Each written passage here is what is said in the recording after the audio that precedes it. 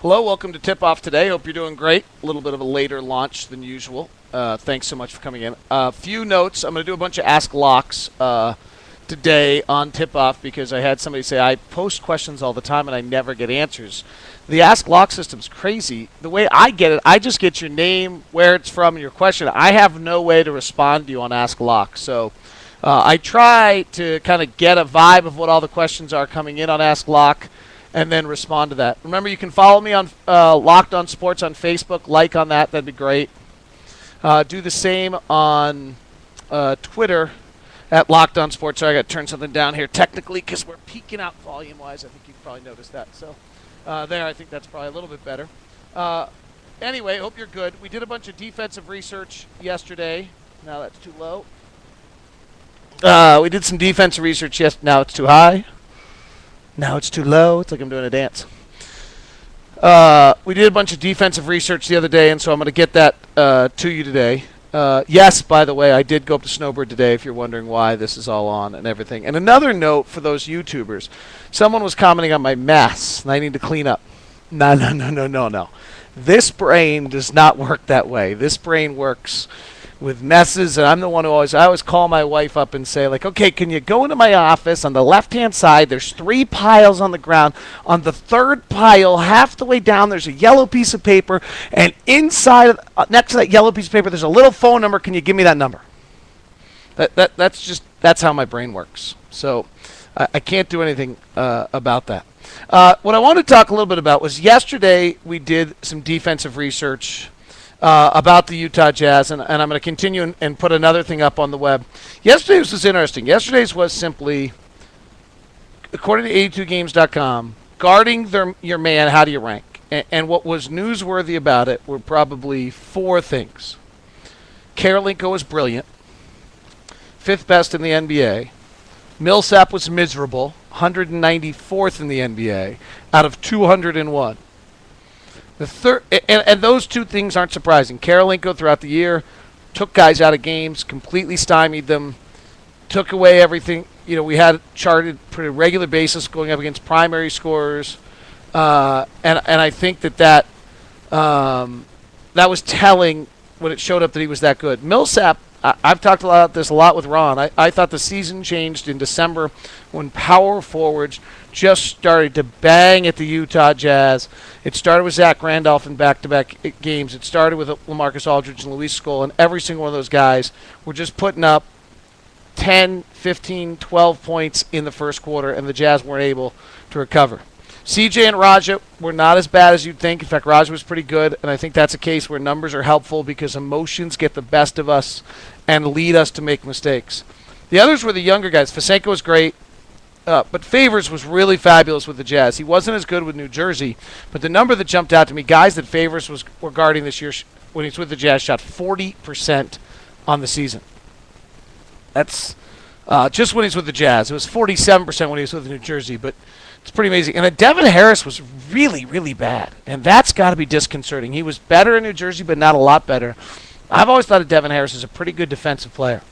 Now, part 2 of the research I'm going to throw up there for you, and I'm going to coming up in the next day or two, and maybe even this afternoon, is the other angle, which is how did the team do defensively when this guy was on the floor? Because I think what we saw in those numbers that I showed you right there are what guys did largely as a sign of man-on-man defense, guarding their guy, and there's probably some noise that makes that not make a lot of sense.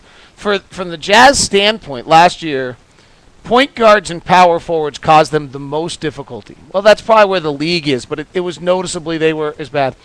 Defensively for the Jazz, the Jazz were best when Fasenko was on the floor. And then of guys that played a lot, CJ Miles fits right into that group. CJ to me, I did not think had a very good offensive year, but Miles fits in. On the back of the group, when Okor's on the floor, the Jazz were miserable. Devin Harris, of guys who played it all, just in his time with the Jazz, were the worst. Gordon Hayward was next, then Raja Bell, then Al Jefferson, and then Derek Favors, interestingly enough. The Jazz did not do very well when Favors was on the floor this year. So these are just plus-minus numbers and analyzing analyzing just what it was that the team does when they're on the floor. Sorry, just something flashed by. And so I think it's a different thing. What does this guy do to team defense? Well, Raja comes out pretty poorly in this, and all of the starters do. Jefferson does as well. Darren didn't come out very well. And I'll post these numbers. Karolinko's right in the middle. And so this has to do with 5-man units and some of those other ideas of where some of the defense struggles. But it's interesting that C.J. Miles in neither metric comes out that badly. Millsap comes out much better in this type of metric than he does just man-on-man. So that's a look at some of the defensive numbers for you here. Let me get to the Ask Locke, as I promised I was. And again, I apologize. It's just kind of a crazy system that the way it works for me is I can't email you back. I read every single one of them. That's kind of the first thing I check on all of my emails. So I will try to do the best. This one came in today at 12. Wondering if I could do the same thing. This is from Mark in Lehigh. Wondering if I could do the same thing about the draft on the defensive breakdowns. Draft Express does a bunch of great news. Synergy does some stuff. I will steal their stuff, but I don't have the capability of doing it first.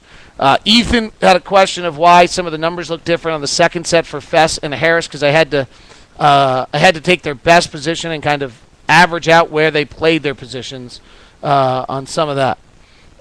Ben in Omaha misunderstood my comment last night. I thought Chris Webber was great on the broadcast. I just thought Dick Stockton really struggled at times, and that was a great game. The playoff games have been fabulous. Dave in North Salt Lake, what are your thoughts on the future Millsap? My thoughts are he needs to come off the bench as the third big. He's not willing to do that, then we need to trade him while his value is high. That would be one of the more difficult decisions for this organization, and I would completely agree with you in your analysis. I really think that you look at Paul's skill sets and ask yourself, what is he above average at as a starting power forward? The list is slim. When you ask what is he above average at as the third big, the list is lengthy. And to me, that's how you're building your team. You got to have guys that are above average skill-wise for their slot on the roster, and Paul Millsap most certainly is that as your third big. He'd be one of the best in the NBA. Steve in Murray wanted to know about Ante Tomic. He will be playing a big game coming up here in May in the Final Four. I will watch it and give you a scouting report on that game. He is eligible to come to the Jazz this year, depending on what happens with the lockout.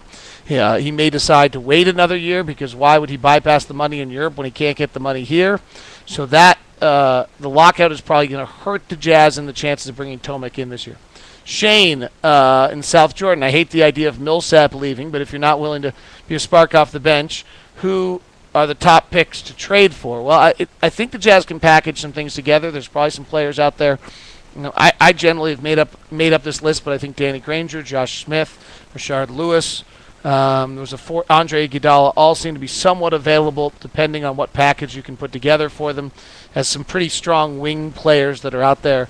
That's just speculative on my note. Here's Craig in Provo. I've asked questions before and received a note back that you would get back to me as soon as possible, but I haven't received a response. Am I missing something? Like where to look? Craig, this is it. Craig in Provo. What positions priority-wise do you think the Jazz need to address in the draft was his question. My feeling on the priority in the draft question is really the best player available. I've talked a lot about point guards because I think the point guards are the best available in this draft. I think they fit, and I really like Brandon Knight an awful lot. But when you're talking about this, I really think you've got to be going just at this point for the franchise in getting the most talented player. If it's a big guy that's that talented, and you already have Jefferson and you already have Favors, with where this franchise is and the amount of time it may take for this to be able to get back to the level we want it to get to, I think you've got to go get the best player available. And if that's one of the European bigs, that's one of the European bigs. Kyler in San Diego, do you think Favors needs to start next season? Yes. Can he be a sixth man for a year since he's a combo 4 or 5? In the future, could you see Al being the sixth man, keeping Paul and Favors in the starting lineup? I just really think that Paul's lack of height is a problem with the power forward position. His heart, his energy, his effort, his development, not a problem at all. But what God gave him is 2 inches too short, I think, to play the power forward position. All right, and final thing, Colton wanted to know if I would get a summary of the interviews from Media Day up, and I need to do that for you. So there is today's extended edition of Tip Off with a bunch of Ask Locke. Send me your questions at Ask Locke on the Locked On Jazz site. I think you actually might be able to put on lockedonjazz.com here pretty soon as well. So that would be good. Hopefully we'll be able to get that for you coming up here on the program. And otherwise, Bowler's in today, so I'll be back with you on Wednesday and Thursday this week on the radio. Thanks.